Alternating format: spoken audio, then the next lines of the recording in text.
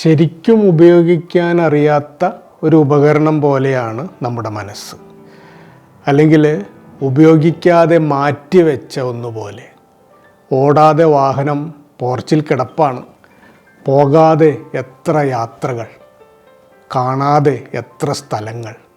പിന്നീട് പരിതപിക്കരുത്. എന്നെ ഒന്ന് കെട്ടിപ്പിടിച്ചിരുന്നെങ്കിൽ, ഒന്ന് ഉമ്മ വച്ചിരുന്നെങ്കിൽ, ഉണർത്തിയിരുന്നെങ്കിൽ. ഒരു പുഞ്ചിരിയിലൂടെ പ്രകാശിക്കാൻ തുനിയുമ്പോൾ തന്നെ ജീവിതാകാശത്തിലെ ഏറ്റവും ഇരുണ്ട മേഘങ്ങൾ പോലും പിരിയുന്നുണ്ട്. പറയാനും ഉപദേശിക്കാനും എളുപ്പമാണെന്ന് പരിഹസിക്കും.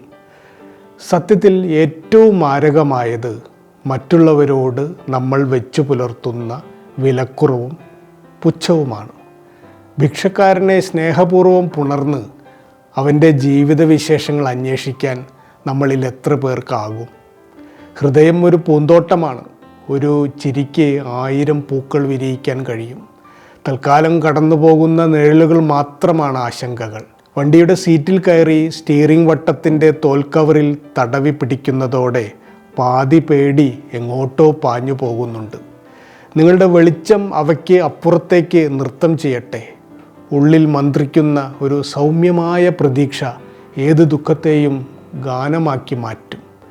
മരണവീടിൻ്റെ അകത്ത് നിന്ന് അവളെ പുറത്തേക്കിറക്കി മുറ്റത്തും തൊടിയിലും സ്വല്പം നടന്ന് സംഭവിച്ചതെന്താണെന്ന് സ്വസ്ഥമായി സംസാരിക്കുമ്പോൾ തന്നെ അവൾ പ്രകാശമായി മാറുന്നുണ്ട്.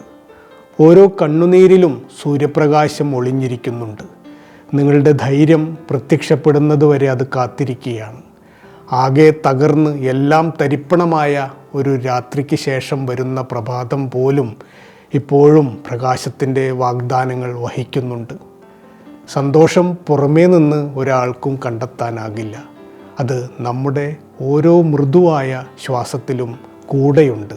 തിരിച്ചറിയണമെന്ന് മാത്രം. ഇന്ന് നല്ല ഒരു ദിവസമാണ്. സ്വന്തം കൃഷ്ണകുമാർ.